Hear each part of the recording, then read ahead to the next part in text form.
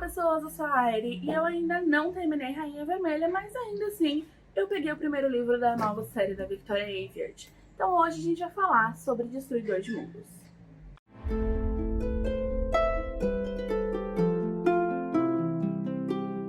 Vou começar com a premissa que eu achei interessantíssima a primeira vez que eu vi. O livro ele começa com os mais poderosos cavaleiros de todo lugar onde eles moram, na esfera em que eles vivem. Eles são convocados para enfrentar uma pessoa que está tentando abrir portais para outras esferas. Esses portais, chamados fusos, eles já eram abertos antigamente. Isso causou muitos problemas. Alguns deuses vieram, algumas criaturas vieram. Tem algumas raças que estão em Todala porque não conseguiram voltar. E a abertura desses portais desestabiliza o mundo.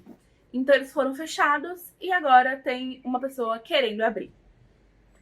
Basicamente é isso. Só que a questão é, o livro ele já começa com todos os mais poderosos indo lá e falando: parceiro, você não vai ganhar da gente. E aí, ele ganha. E a história do livro inteira são os sobreviventes desse enfrentamento tentando encontrar um time B para resolver o que tá acontecendo. É assim que começa. Não vou entrar muito mais coisa, porque a história ela demora bastante pra se desenrolar, então eu vou acabar contando demais. Eu gostei mais do que eu achei que eu ia gostar, de verdade. Eu achei a criação de mundo muito boa. Bom, antes de me adentrar aqui, eu vou explicar uma coisinha. Eu vou comparar bastante com Rainha Vermelha, mas não em enredo, e sim na qualidade da autora. Então, relaxa que não tem spoiler nenhum. Se você não leu Rainha Vermelha ainda, tá tranquilo. Então, assim, em Rainha Vermelha, eu lembro que a construção de mundo eu achei jogada. Não fica as coisas claras até o final do primeiro livro, assim, de incomodar a leitura, sabe? Eu não entendi em que tempo a gente tava ali, se era medieval, se era futurístico, o que tava acontecendo. Já em Destruidor de Mundos, assim, desde o começo você sabe onde você tá. Você entende como aquele mundo funciona. E ele foi muito bem construído, ele inteiro, com culturas diferentes, lugares diferentes. O livro passa em vários lugares e povos, nomes. Uma coisa legal é que ela tem línguas, mas ela não faz aquela coisa de colocar frases inteiras e textos inteiros. Ela solta uma palavra ou outra, uma frase ou outra nas línguas que foram criadas. Quando é um texto maior, ela falou em tal língua. É uma coisa legal porque a Corene, que é uma das principais, ela fala praticamente todas as línguas de Todala, então ela é um ótimo tradutor, assim, pra não ficar aquela coisa cansativa e repetitiva. A única coisa ruim na construção de mundo é que às vezes, assim, eu acho que a Victoria viu que ela errou no primeiro. Ela falou: agora eu vou entender realmente como isso aqui funciona. E eu acho que ela pegou um gosto por geografia um pouquinho maior do que o saudável. E às vezes ela desembesta pra descrever a estrada que vai pra não sei onde, que fica perto de não sei onde, que é no reino de tal, que é governado por não sei quem, que é filho de não sei quemzinho, descendente de blá blá blá. E aí você começa: calma, que eu não tô entendendo nada, eu não tô absorvendo isso aqui. Entendendo eu tô, só não tô absorvendo, não sei quem é quem que você tá falando. Mas tudo bem. O livro ele tem um ritmo muito lento, mas eu não acho isso uma coisa ruim. Na verdade, ele fez eu questionar a rapidez em que eu leio alguns livros de nossa, tem que terminar. E a gente que trabalha com resenha, com esse tipo de coisa, às vezes a gente cai nessa de querer terminar as coisas pra ter mais conteúdo e a gente não respeita o tempo do livro. Tem livro que dá pra você ler em 2 dias, dá pra você virar a noite lendo, ele comporta isso. Destruidor de Mundos não é um livro desse, então mais ou menos ali na metade eu parei, respirei e fiquei lendo ali em doses homeopáticas. E aproveitei muito mais a história do que eu aproveitaria se eu estivesse lendo correndo.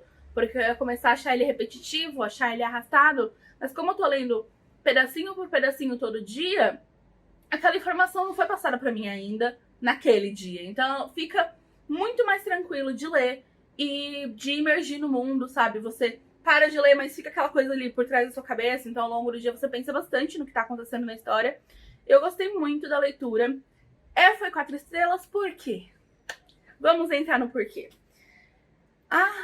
autora fez uma coisa que é assim, eu sempre achei que a escrita dela tinha vários problemas, mas ela tinha muito potencial. E aí, ela veio com Destruidor de Mundos, eu falei, é agora. E aí ela me causa um problema que ela não fazia antes. Ela, assim, melhorou em vários aspectos, e nesse aí ela gerou um probleminha que ela não tinha antes. Que é, ela faz umas comparações pobres. Assim, tipo, fulano estava nervoso como um tigre. O manto era escuro como uma noite sem estrelas. O problema é, primeiro que são umas comparações meio óbvias e outras, a repetição. Às vezes, no mesmo parágrafo você tem 2 ou 3 comparações e todas elas são como. Por exemplo, nessa de nervoso como um tigre, né, bravo como um tigre, não lembro exatamente como tava. Você poderia falar assim, com uma raiva feral. Ok, mas não, toda vez a construção era tal coisa, como, tal coisa, como, tal coisa.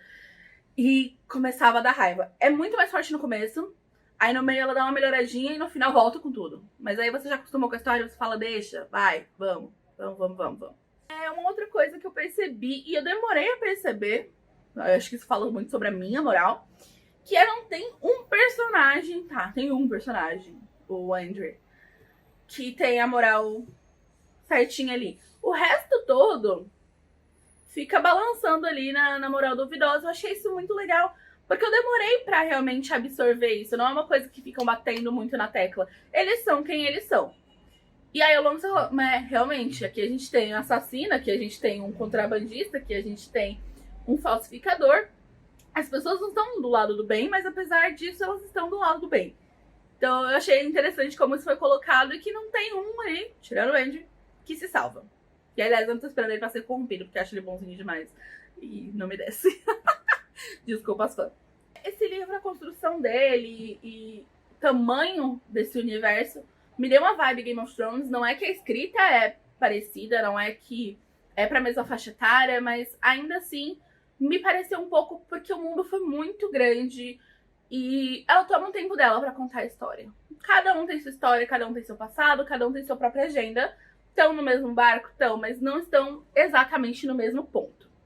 E isso eu achei legal e eu achei que dava pra fazer mais que uma trilogia. Rainha Vermelha, que não tinha tanta história, ela fez 4 livros. E Destruidor de Mundos, ela já falou que vai ser 3. E eu fiquei meio... cabia mais, sinceramente. Cabia mais. E aí, por falar em idade, uma coisa que eu gostei bastante foi a variedade das idades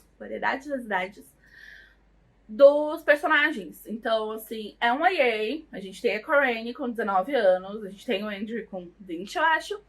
Mas você tem alguns personagens mais velhos, e não só, nossa, os imortais, que, né, é normal ser mais velho, em geral. Mas a gente tem, por exemplo, a Sorasa, que eu acho que ela tem 32, alguma coisa assim. A gente tem o Charlie e a... meu Deus, fugiu o nome dela agora. Mas enfim, uma outra moça lá. Que eles também, por volta dos 30 e pouco, sabe? Eles já têm ali uma bagagem muito grande, eles já têm uma visão de mundo diferente. E eu gostei muito de ver pelo ponto de vista deles também, como as coisas são. O tanto que o fato da Corrine ser muito nova incomoda, porque ela é extremamente importante pra missão, mas é meio tipo, meu Deus, eu vou ter que carregar essa criança. E eu achei mais gostoso de assistir do ponto de vista deles, as coisas se desenrolarem, do que do ponto de vista de uma pessoa mais nova. Então, assim, não é que é uma literatura adulta, não é. Mas ele te dá uma visão um pouco com mais de um lado, sabe? Não fica aquela coisa chata com o adolescente birrento o tempo inteiro. Você tem uns refrescos, assim, de uma pessoa que vê o mundo com mais maturidade, de uma pessoa que já tá ali um pouquinho mais calejada com as coisas e não é tão reativa, não é tão birrenta e não é tão inocente quanto geralmente os protagonistas de YA.